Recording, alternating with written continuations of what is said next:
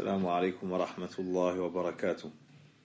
الحمد لله حمدا كثيرا طيبا مباركا فيه، والصلاة والسلام على رسول الله وعلى آله وصحبه ومن والاه، أما بعد.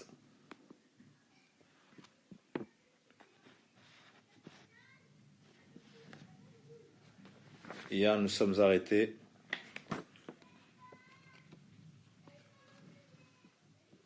au chapitre numéro 13, Babu Birrul Walidil Mushrik.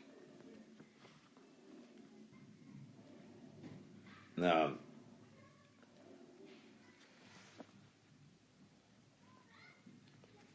Et on a mentionné l'histoire de Abdullah,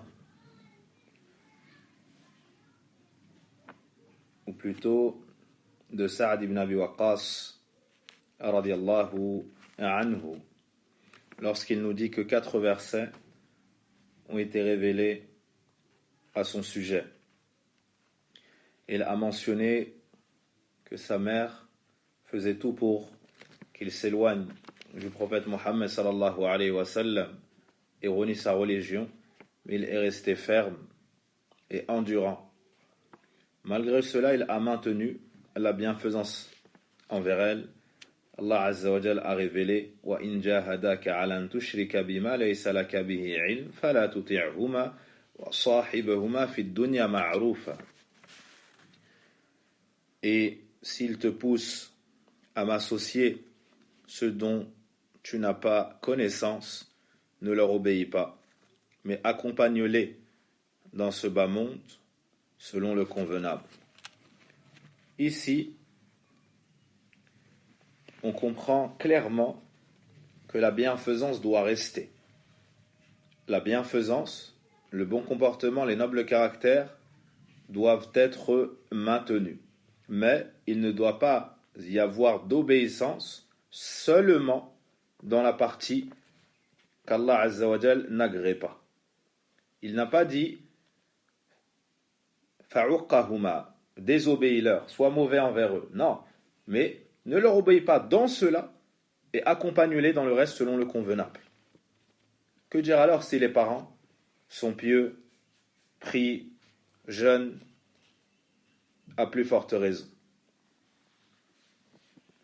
Puis nous avons mentionné le hadith de Asma bintu Abi Bakr radiyallahu anha, lorsque sa mère est venue et sa mère n'était pas sur l'islam. Sa mère n'était pas sur l'islam. Et elle nous dit وَهِيَ رَاغِبَةٌ, et elle désirait. C'est-à-dire qu'elle désirait ma bienfaisance, elle désirait que je lie avec elle les liens de parenté. Non pas elle désirait l'islam, mais elle désirait en lien avec moi ma bienfaisance. Elle a donc demandé au prophète alayhi salatu wassalam.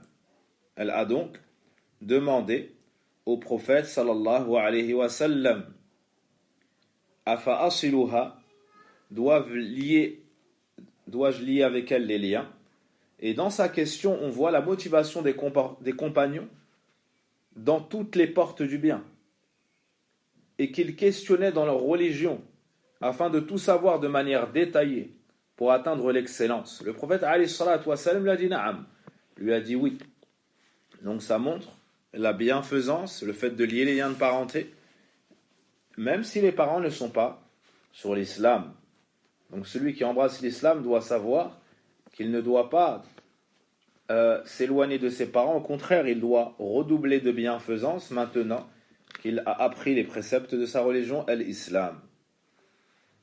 Et la bienfaisance et le bon comportement, en plus d'être pour les parents même s'ils ne sont pas musulmans, à l'égard de la généralité de ceux qui ne sont pas musulmans et qui ne nous oppriment pas dans notre religion, ne volent pas nos terres, ne nous combattent pas, n'attentent pas à notre vie, ainsi de suite. Même s'il n'est pas musulman, l'islam appelle à la bienfaisance de manière générale. L'islam appelle à la bienfaisance et au bon comportement avec l'ensemble des gens. Et ceci est même une des plus grandes causes qui invite les gens à entrer en islam. Et dans de nombreux hadiths du prophète alayhi salatu wassalam, on voit cela. On voit qu'il a visité l'enfant malade d'un juif. On voit que Abdullah ibn Omar radiallahu anhuma donnait à ses voisins chrétiens ou bien polythéistes, il leur donnait, il leur faisait passer de la nourriture, et ainsi de suite. Ceci est connu dans les comportements de l'islam. Le noble caractère avec toute personne. Le hadith suivant concerne Omar ibn al-Khattab radiallahu anhu. Abdullah ibn Omar nous dit: Ra Omar radiallahu anhu hullatan siyara tuba'. فقال يا رسول الله ابتع هذه فالبسها يوم الجمعة وإذا جاك الوفود. قال إنما يلبس هذه من لا خلاق له. فأوتي النبي صلى الله عليه وسلم منها بحلل. فأوتي النبي صلى الله عليه وسلم منها بحلل فأرسل إلى عمر بحلة فقال كيف ألبسها وقد قلت فيها ما قلت؟ قال إني لم أعطيكها لتلبسها ولكن تبيعها أو تكسوها. فأرسل بها عمر إلى أخ له من أهل مكة قبل أن يسلم. Le hadith suivant est que Abdullah ibn Omar radiallahu anhu nous dit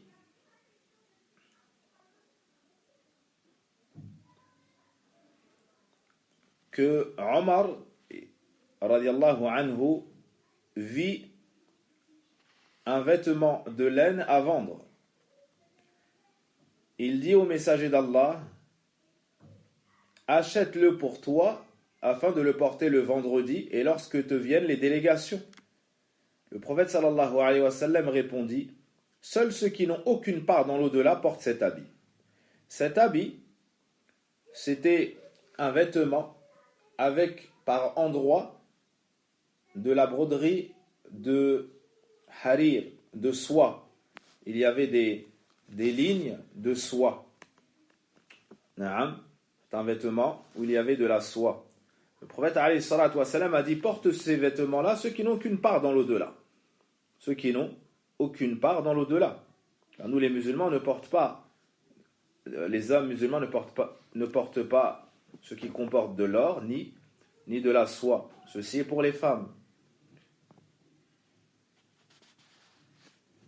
Alors, plus tard, on apporta au prophète alayhi salatu wassalam d'autres hulal et il en fit parvenir une à Omar. Ce dernier dit alors: comment pourrais-je l'apporter après ce que tu m'as dit? Le prophète sallallahu alayhi wa sallam lui dit: je ne te l'ai pas donné pour que tu la portes, mais afin que tu la vendes ou que tu l'offres à quelqu'un. Alors Omar ibn Khattab radiallahu anhu l'a envoyé à l'un de ses frères habitant à la Mecque avant que celui-ci n'embrasse l'islam.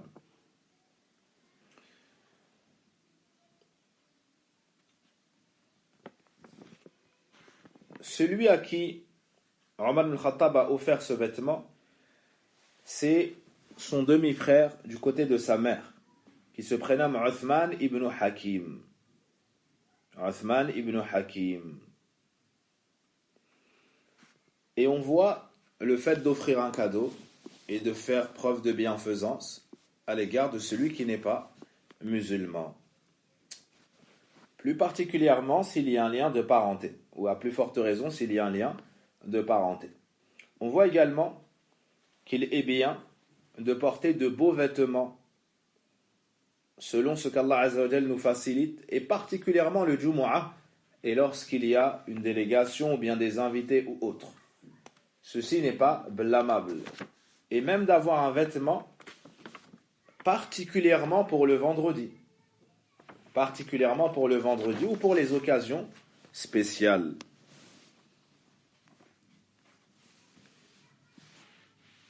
Le chapitre suivant Le numéro 14, Babu la yasubbu walidayhi. Le chapitre numéro 14, ne pas insulter ses parents. Abdullah ibn Amr radiallahu anhuma nous dit, le prophète sallallahu alayhi wa sallam a dit, min al-kaba'ir ayashtum ar-rajulu walidayhi. فقالوا كيف يشتم؟ قال يشتم الرجل فيشتم أباه وأمه. Abdullah ibn Amr nous dit, le prophète sallallahu alayhi wa sallam a dit, insulter ses parents fait partie des grands péchés.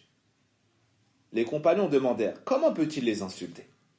Il répondit, en insultant les parents d'un tel, et ce dernier lui répond en insultant les siens. L'auteur, rahimahullah ta'ala, a mentionné ce hadith pour avertir contre le mauvais comportement envers les parents, et plus particulièrement le fait de les insulter ou de les maudire. Et cette action immonde et exécrable s'opère de deux manières chez ceux qui sont malades du cœur.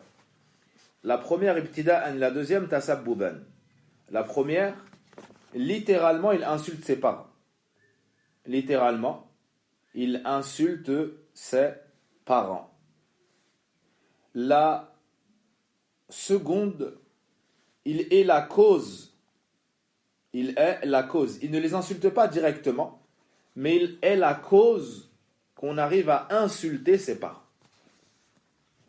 L'auteur a donc mentionné ce chapitre pour nous avertir, pour nous mettre en garde contre ce péché gravissime, qui vient à l'encontre de ce qu'Allah Azza wa Jal nous a ordonné. Premièrement, dans ce hadith, on nous apprend que d'insulter les parents, ça fait partie des grands péchés.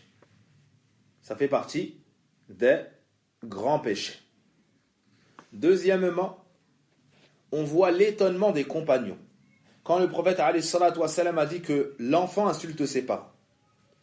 Il dit, comment pourrais-je insulter mes parents? Il dit, ça ne traverse même pas l'esprit du sahabi d'insulter ses parents. Car celui qui est sur la fitra, sur la saine nature, ne peut faire cela. Donc c'est une chose très lointaine dans leur esprit. Car ils ont compris que insulter ses parents, c'était qu'une seule façon, les insulter directement. Bien que dans certaines contrées, dans certains peuples, dans certains endroits, l'insulte des parents est monnaie courante. L'insulte des parents est monnaie courante. C'est une chose banalisée. Ils manquent de respect à leurs parents. Ils sont virulents. Ils sont irrespectueux. Ils les insultent. Et subhanallah, depuis l'école primaire, on a pu assister à cela de la part de certaines personnes. Ils insultaient leurs parents. Naam. L'un levait la main et menaçait sa mère. Wal'iyadhu billah. Ce sont des gens qui ne connaissent pas Allah, tabaraka wa ta'ala. Ce sont des gens qui ne craignent pas leur Seigneur. Et leur saine nature a été dénaturée. Wala hawla wala quwwata illa billah. Même si les parents ont une part de responsabilité dans cela, le père de ce dernier était alcoolique, et ainsi de suite. Ceci dit, c'est un égarement évident et profond. Donc, le prophète alayhi salatu wassalam leur a expliqué qu'il y avait deux types. Le premier, insulter directement, ce que vous avez trouvé très étonnant. Mais il y a une seconde manière, c'est d'insulter les parents d'une personne, et ce dernier se mettra à insulter les parents de celui qui a commencé. C'est en cela qu'il insulte ses parents. C'est en cela qu'il insulte ses parents, car il a été la cause. Il entre également dans le grand péché. Il entre également ici dans le grand péché. Le hadith suivant,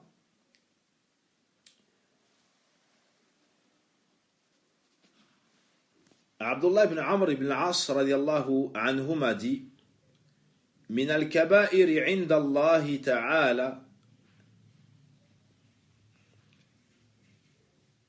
an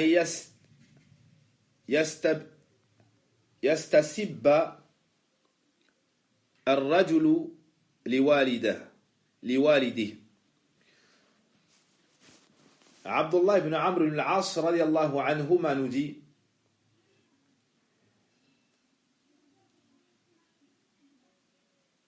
provoquer l'insulte de ses parents par autrui fait partie auprès d'Allah des grands péchés. Yastasibba ay yatasabbabu fi sabbi walidayhi aw la'nihima. Donc Abdullah ibn Amr radiallahu anhuma nous dit être la cause de l'insulte de ses propres parents fait partie auprès d'Allah des grands péchés. Et l'explication est ce que nous avons étudié, c'est-à-dire qu'il cause du tort à autrui, plus particulièrement en insultant ses parents, et ce dernier se met à insulter ses parents. Naam.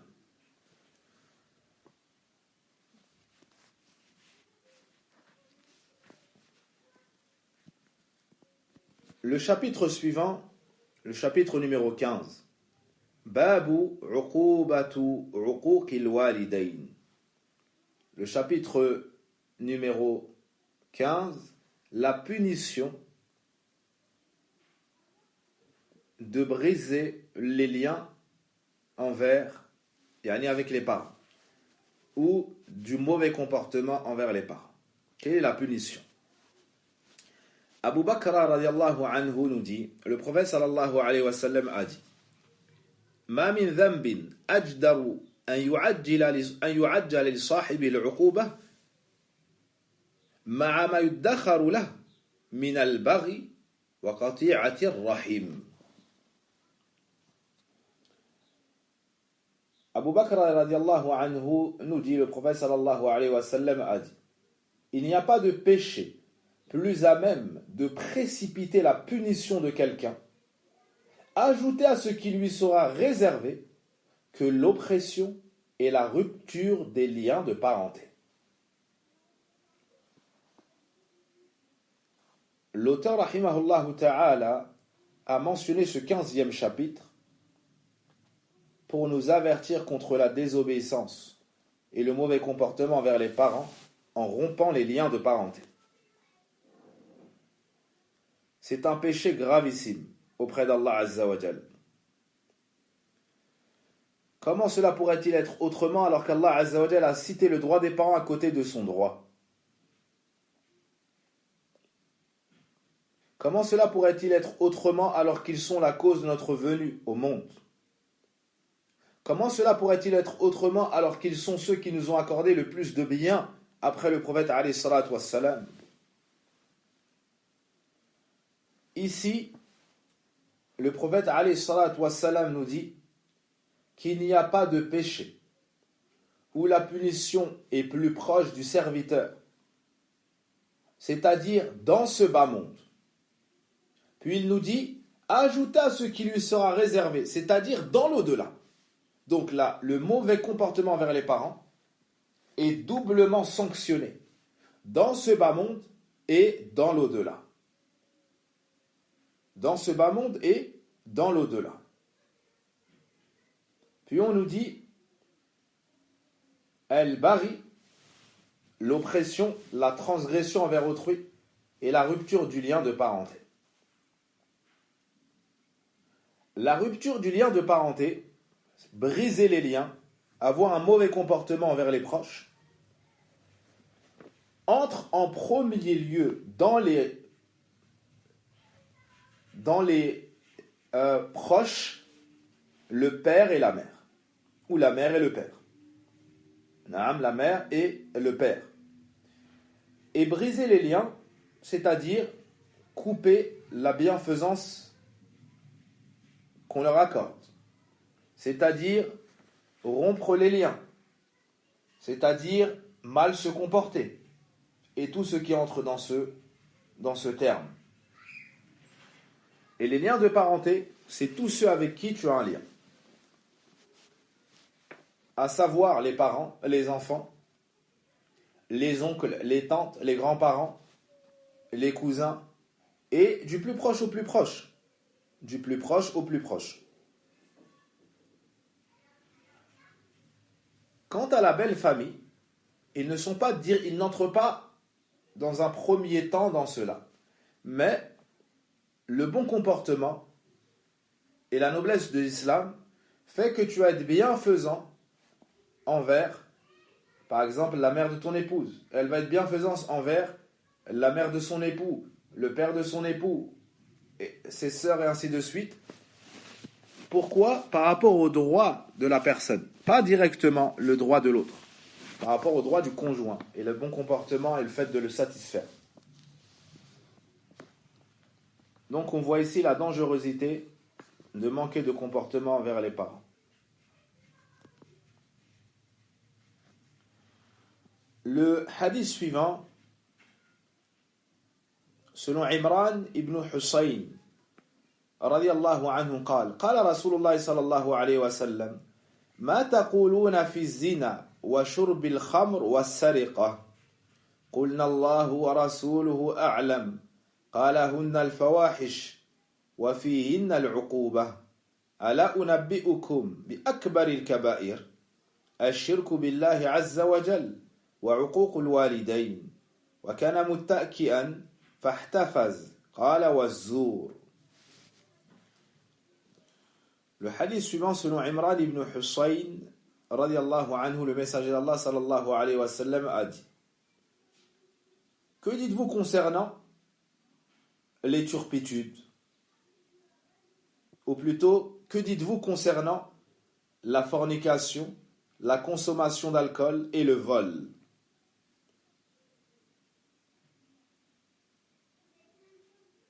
Il répondit, ou bien nous avons répondu, Allah et son ou Allah est plus savant.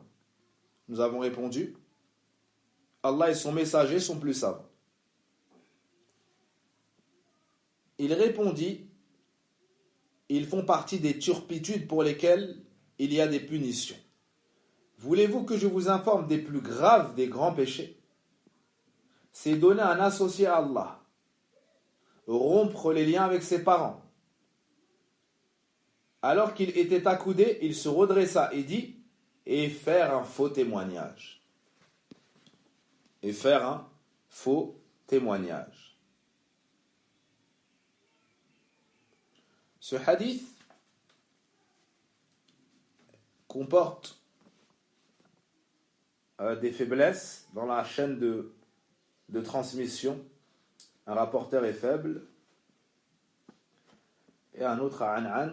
Donc, cependant, la partie témoin du hadith a été affirmée comme on l'a vu dans le recueil de l'imam Bukhari et l'imam Muslim.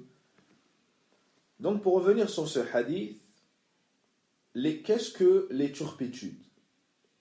Les turpitudes, ce sont les péchés qui sont répugnants, qui entrent dans les péchés gravissimes et qui sont graves.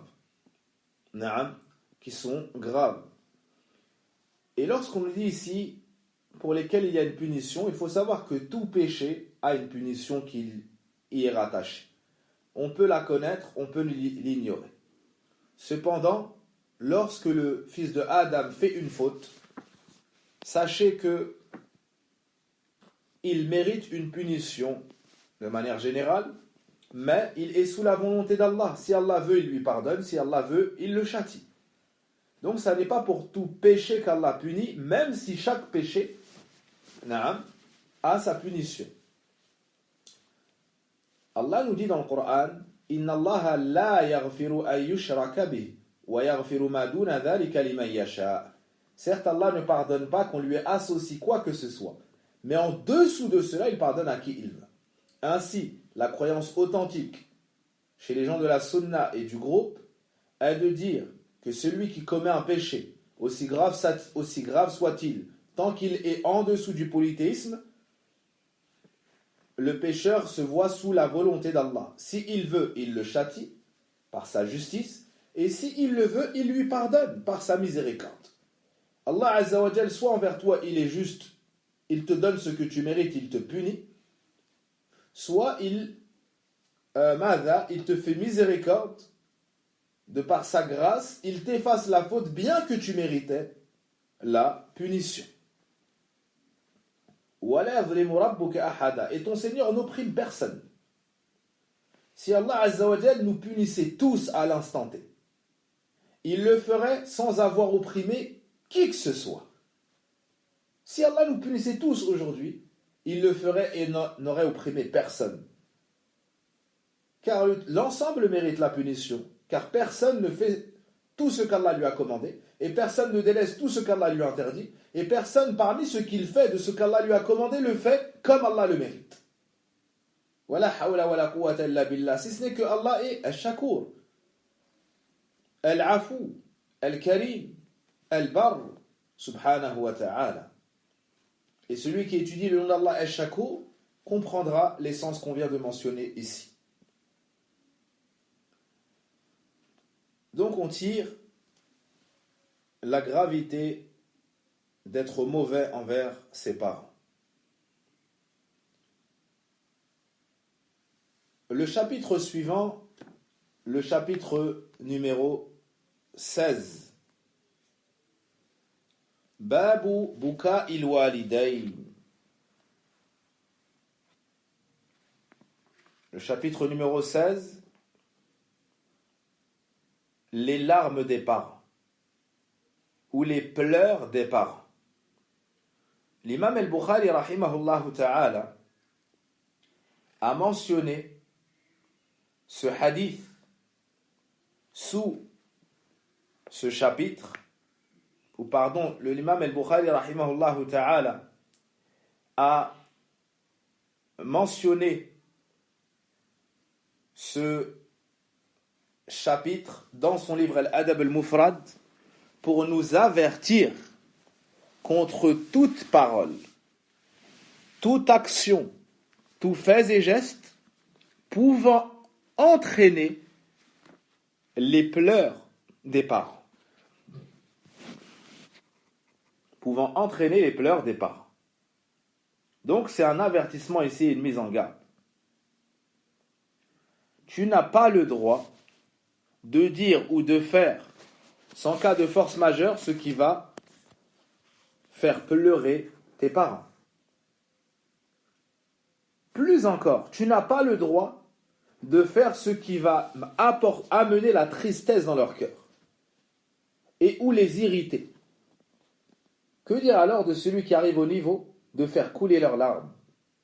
De faire couler leurs larmes. Ce qui t'est demandé, au contraire, est de toujours avoir une haute détermination pour entrer la joie et le bonheur dans leur cœur, pour leur faire entendre les meilleures paroles, pour leur faire voir les meilleurs de nos comportements. Et si, lorsqu'une personne qui a un droit sur toi, tu te dois d'être reconnaissant envers elle et lui faire montrer le meilleur de toi, qu'en est-il des parents? Qu'en est-il des parents qui, eux, ont un droit sur toi qui est incomparable avec l'ensemble des gens, si ce n'est l'époux pour l'épouse. Si ce n'est l'épouse pour l'époux. Le seul qui a un plus grand droit que les parents, le seul, c'est l'époux. En dehors de cela, il n'y a pas une personne présente qui a un droit plus haut sur toi.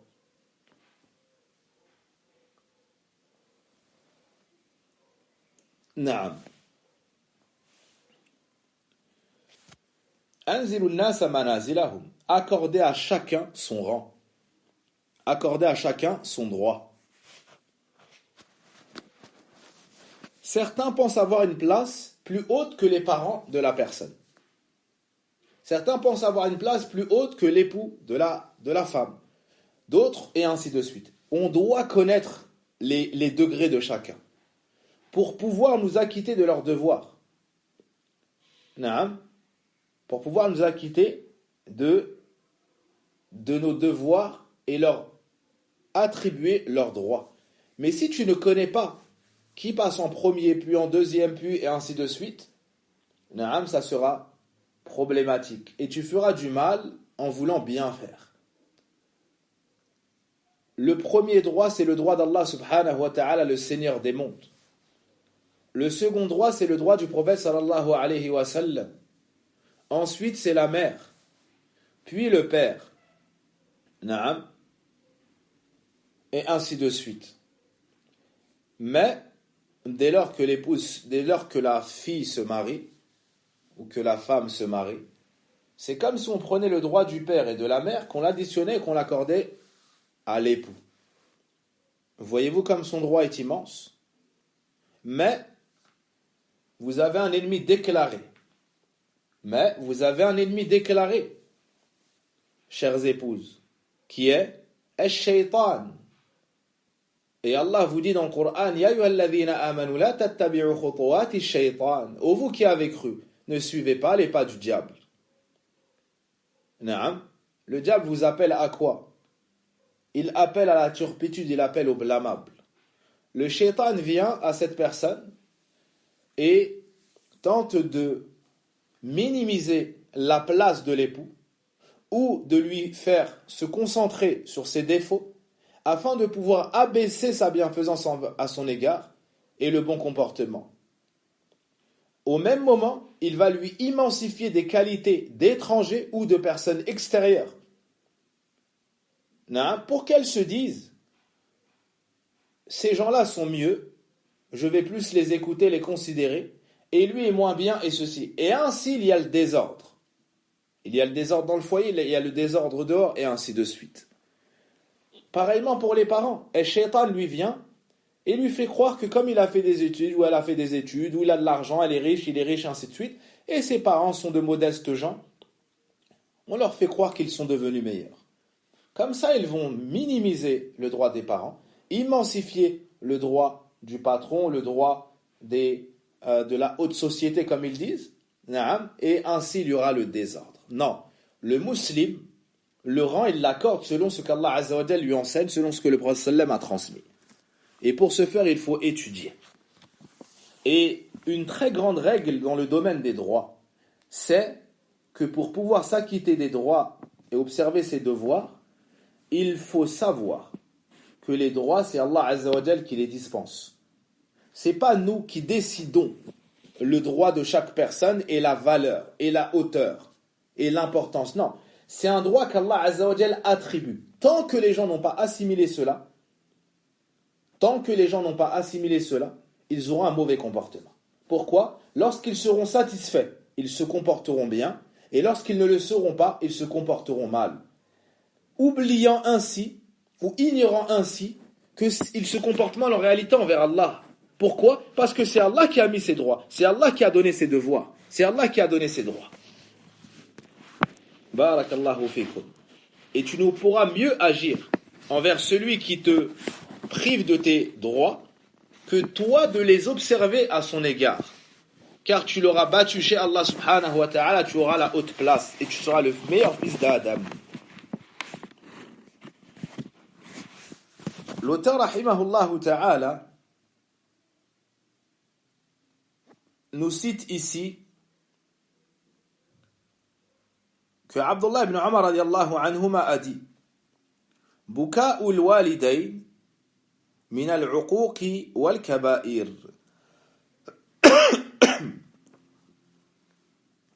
Taïs Salah nous dit qu'il a entendu Abdullah ibn Umar dire les pleurs des parents font partie de la rupture des liens et des grands péchés. Je répète, faire pleurer ses parents fait partie de l'ingratitude et des grands péchés. Fait partie de la rupture des liens et des grands péchés. Naam.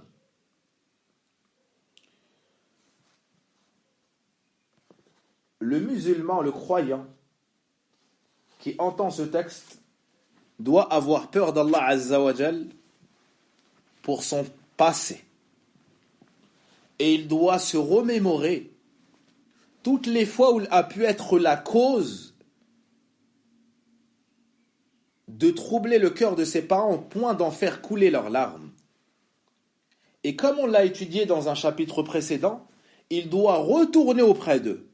Sinon les appeler et les faire rire tout comme il les a fait pleurer. Comment va-t-il effacer cela? En demandant pardon à Allah Azza wa Jal, puis en faisant des bonnes œuvres, comme on le sait. Ben, la bonne œuvre, après avoir fait pleurer les parents, c'est de les faire rire. C'est de les faire rire. Et de ne pas les quitter, si ce n'est en leur ayant redonné le sourire, tout comme ils ont pu perdre le sourire. Wala hawla wala quwwata illa billah. Même si c'est involontaire. Même si c'est involontaire. Par exemple, tu dois voyager et tu n'as pas le choix. Naam. Même si certains disent on a toujours le choix. Il doit voyager pour se soigner. Il doit voyager pour le travail. Naam. Il doit voyager pour la recherche de la science obligatoire. Et ainsi de suite. Ses parents sont tristes au point de pleurer. Est-ce qu'il part dans ces conditions? Non. Il les embrasse, il les câline, il leur laisse de l'argent pour leurs besoins, ou laisse de l'argent à ses frères pour s'occuper d'eux, ou à ses sœurs, ou à ceux qui vont prendre soin d'eux. Il dit qu'il revient le plus vite possible, il dit que c'est sécurisé, qu'ils n'ont rien à craindre. Il dit qu'il est joignable, toute parole qui va les apaiser. Il plaisante avec eux, il détend l'atmosphère, comme on dit, et il ne part que lorsqu'ils sont apaisés. Il ne part que lorsqu'ils sont apaisés, tout en ayant pris soin et en ayant veillé à leurs besoins. Celui qui a ses parents ne peut voyager si ce n'est après avoir été certain qu'ils ne manqueront de rien. Qu'ils ne manqueront de rien. Si l'homme noble fait cela pour son épouse et ses enfants, qu'il sache qu'à plus forte raison doit le faire pour ses parents, et encore plus s'ils ont atteint un âge avancé. Encore plus s'ils ont atteint un âge avancé. هذا وصل اللهم وبارك على نبينا محمد وعلى آله وصحبه أجمعين. Ceci étant dit, mes très chers frères, nous sommes dans le noble mois de Ramadan. Et parmi les meilleures œuvres dans le mois de Ramadan, il y a la lecture du Coran. Il y a la lecture du Coran. Et il y a le fait de nourrir des jeûneurs. Il y a le fait de nourrir des jeûneurs, mais également toute personne dans le besoin. Mais également toute personne dans le besoin. Et très nombreux sont les textes qui sont venus dans ce sujet. C'est-à-dire it'am ta'am, c'est-à-dire le fait de nourrir des gens, de faire des aumônes ou des cadeaux afin que les gens puissent manger. Et dans le Coran et dans la Sunna, Allah subhanahu wa ta'ala nous a encouragés à cela. Allah subhanahu wa ta'ala nous a encouragés à cela. Et avant même l'islam, dans la Jahiliya, c'était connu. Naam, c'était connu. Comme dans le hadith de Adi ibn Hatim, lorsqu'il a dit au messager d'Allah, certes mon père liait les liens de parenté, il honorait l'invité, il faisait. Naam. Et lorsque Aïcha radiallahu anha dit au prophète alayhi salatu wassalam, Ibn Jud'an, dans la Jahiliya, il les liens de parenté, il nourrissait les pauvres, et il faisait. Donc c'est des choses qui étaient déjà connues. Et comme a dit Khadija radiallahu anha, quand elle a secouru le prophète alayhi salatu wassalam et l'a apaisé, rassuré lorsqu'il a reçu pour la première fois la révélation, Wallahi la yukhzika Allahu abadan. Par Allah, Allah ne t'humiliera jamais. Wallahi innaka لا تصل الرحم وتصدق الحديث وتحمل الكل وتكسب المعدوم وتقري الضيف وتعين على نوائب الحق. Elle a cité ses qualités, et parmi cela le fait qu'il aidait les gens dans le besoin et honorait les invités. Et le premier hadith qu'on se rappelle est le hadith de Abdullah ibn Amr ibn al-As radiallahu anhuma. Un homme a demandé au prophète alayhi salatu wa salam, Ayyul islami khayr, quel est le meilleur islam? Le prophète alayhi salatu wa salam a répondu, Tut'imu at-ta'am wa tuqri'u as-salam ala man 'arafta wa man lam ta'rif. Tu nourris de nourriture. Tu donnes aux gens à manger. Tu donnes à manger aux gens. Tu passes le salam à celui que tu connais et celui que tu ne connais pas. Pas comme certains font, ils passent le salam que à ceux qu'ils connaissent. Un deuxième hadith. Le prophète alayhi salatu wa salam nous dit Ahabbul a'mal ila Allah azza wa jal. Donc on voit de cela que c'est le meilleur islam. Deuxièmement, c'est un des actes les plus aimés chez Allah. En effet, le prophète alayhi salatu wa salam nous dit Ahabbul a'mal ila Allah azza wa jal sururun tudkhilu ala muslim wa tukshifu anhu kurbah wa tatrudu anhu ju'an aw taqdi anhu dayna. Rawahu at-Tabarani fi al-Kabir. Écoutez, pour finir, et on reviendra sur ce sujet, incha'Allah ta'ala. Les actes les plus aimés chez Allah Azza wa Jal, une joie que tu fais entrer chez les musulmans. Une épreuve que tu dissipes de lui et une faim que tu lui enlèves. Et une dette que tu payes pour lui. Voici les actes les plus aimés chez Allah subhanahu wa ta'ala. On s'arrête sur cela et on demande à Allah Azza wa Jal d'accepter notre jeûne et nos bonnes œuvres. وفقنا الله وإياكم لما يحبه ويرضاه وصل اللهم وبارك على نبينا محمد وعلى آله وصحبه أجمعين سبحانك اللهم وبحمدك أشهد أن لا إله إلا أنت أستغفرك وأتوب إليك والسلام عليكم ورحمة الله وبركاته.